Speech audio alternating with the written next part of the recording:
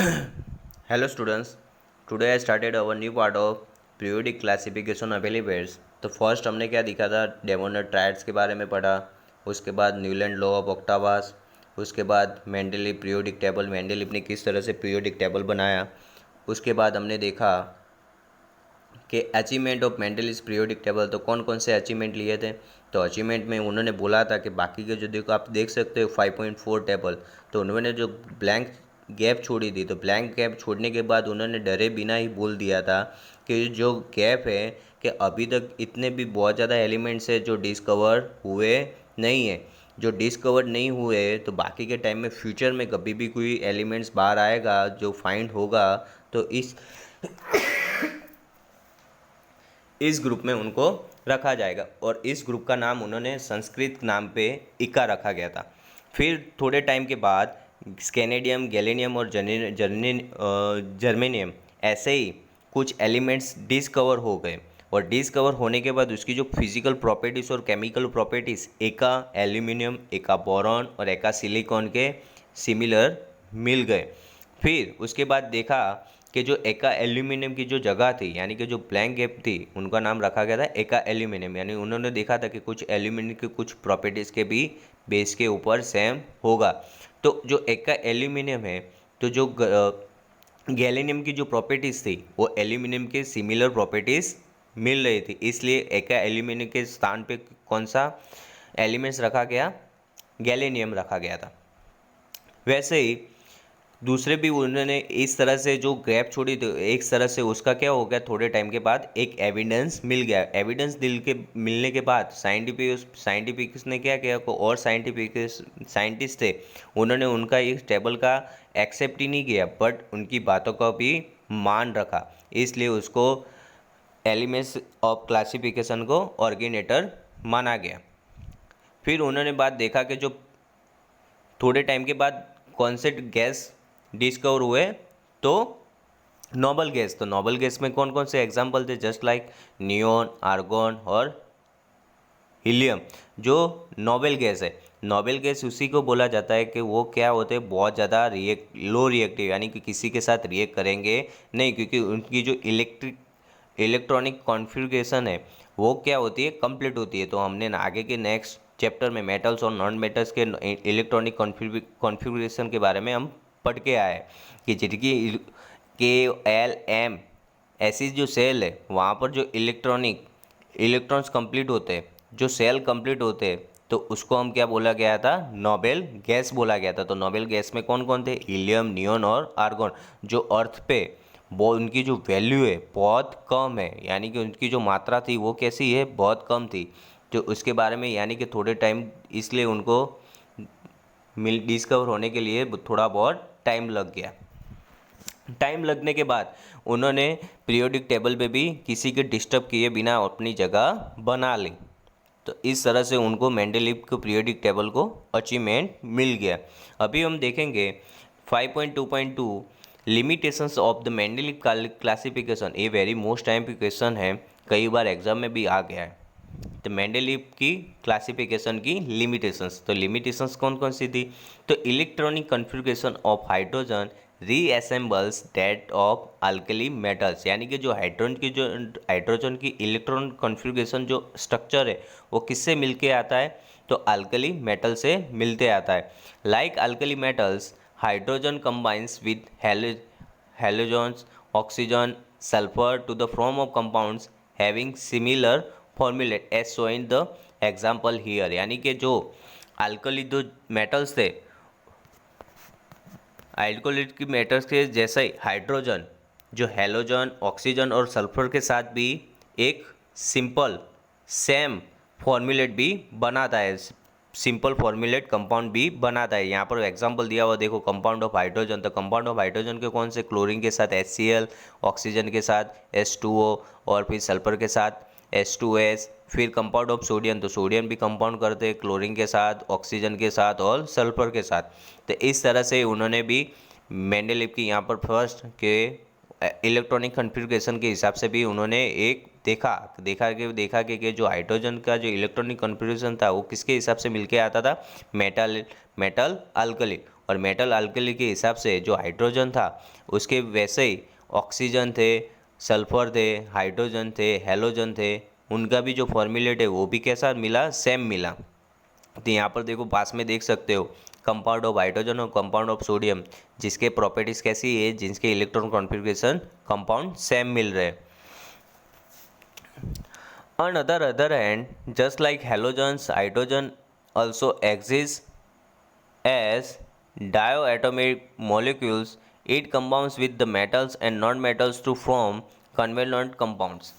यानी जो हेलोजन है वैसे भी हाइड्रोजन के पास कैसे है, डाई एटोमिक मॉलिक्यूल्स है, क्योंकि हाइड्रोजन के अंदर कौन से कितने मॉलिक्यूल्स होते हैं, 2 मॉलिक्यूल्स है।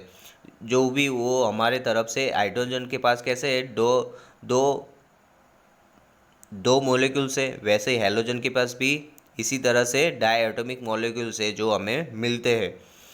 तब उसके बाद मेटल्स और नॉन मेटल के साथ उसके जो कंपाउंड बनने के बाद ये क्या बनाते हैं, कॉन्वेलेंट कंपाउंड भी बनाते हैं। Certainly, no fixed position can be given to hydrogen in periodic table. This was the first limitations of Mendeleev periodic table. जो Mendeleev periodic table की फर्स्ट लिमिटेशन ये थी कि वहाँ पर हाइड्रोजन को अपना प्लेस मिला नहीं। जो पीरियोडिक टेबल में हाइड्रोजन को यहाँ पर प्लेस मिला नहीं, ये मेंडलीव पीरियोडिक टेबल की फर्स्ट लिमिटेशंस है, ये याद रखना है। He could not assign a correct position to hydrogen in its table. वो अपनी हाइड्रोजन की करेक्ट पोजीशन बता सके नहीं, ये मेंडलीव की फर्स्ट लिमिटेशन थी। Isotopes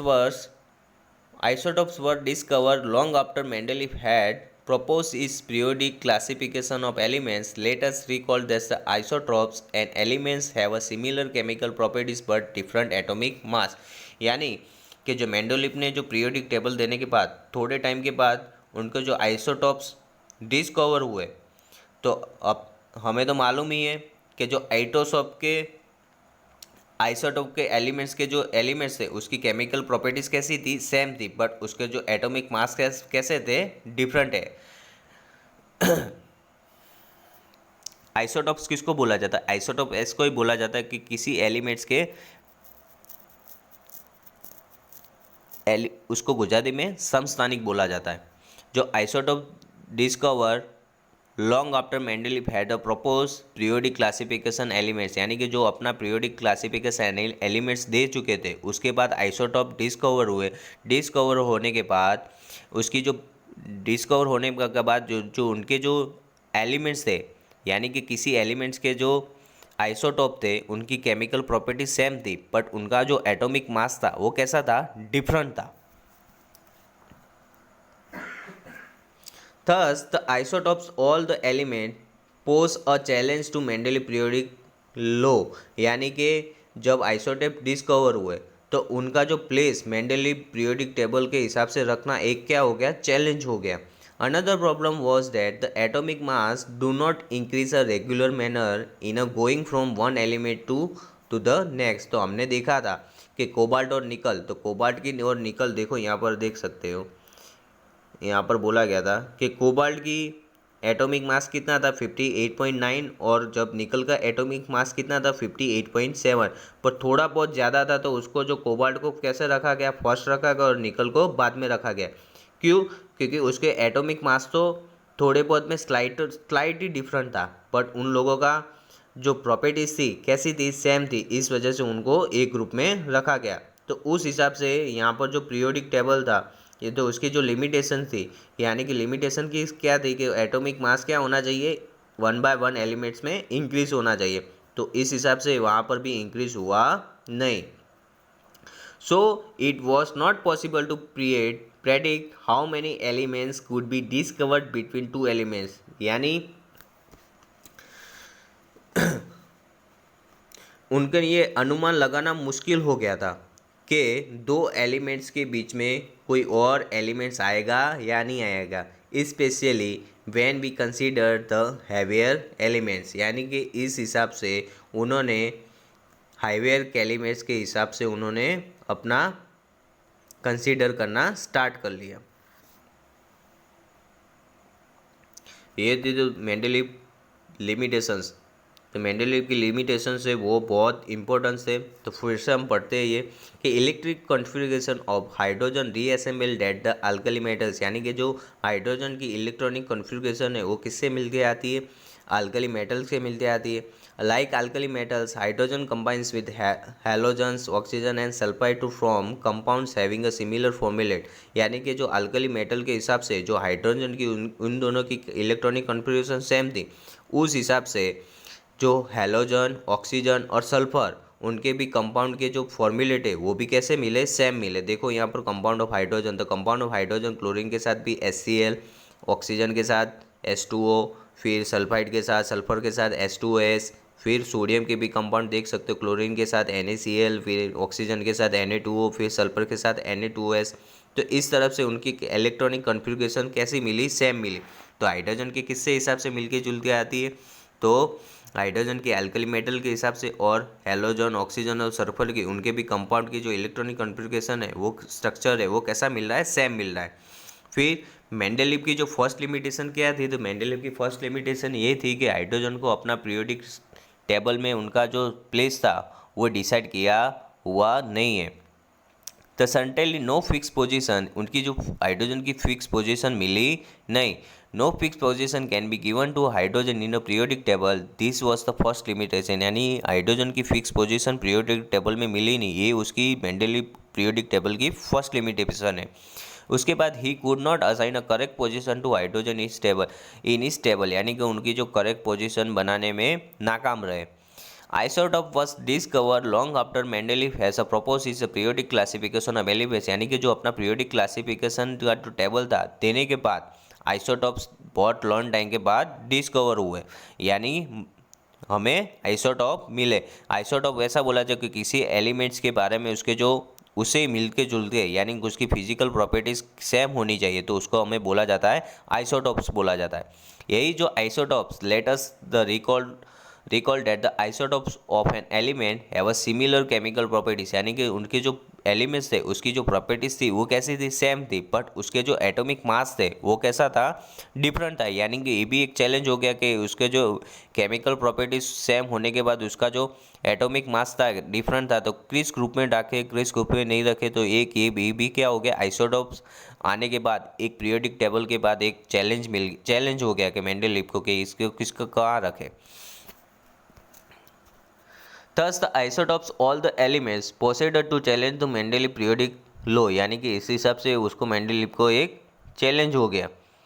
Another problem was that atomic masses do not recall in a regular manner in the going from one element to next, यानी कि एक और भी प्रॉब्लम थी कि जो one element to next element में एटॉमिक मास का क्या होना चाहिए, इंक्रीज होना चाहिए, पर वो भी वहाँ पर क्या हो गया, गलत हो गया। थोड़ा बहुत भी देखा कि कौन सा ऐसा एग्जाम्पल था, तो कोबाल्ट और निकल का एक एग्जाम्पल हमने आगे देख के आए कि उसको जो एटॉमिक मास है वो 1 by 1 नेक्स्ट इंक्रीज होता नहीं है। So it was not possible to predict how many elements could be discover between two elements, यानी कि इस तरफ से उनका अनुमान लगाना बहुत मुश्किल हो गया कि दो एलिमेंट्स के बीच में कोई भी एलिमेंट्स आ सकता है, यानी कि धीरे धीरे एक चैलेंज बनते गया। So specially when we consider the heavier elements, यानी कि इस हिसाब से हम ये जो पीरियोडिक टेबल है वो किस एलिमेंट्स के काम आए, हेवियर एलिमेंट्स से। तो लोवेस्ट के लिए कौन सा पीरियोडिक टेबल बना गया, तो लोवेस्ट के लिए यहाँ पर देख सकते हो only for Newland law of octaves. तो न्यूलैंड ने जो बनाया था जो पीरियोडिक टेबल वो किसके ऊपर काम आया, लाइटर एलिमेंट्स के ऊपर।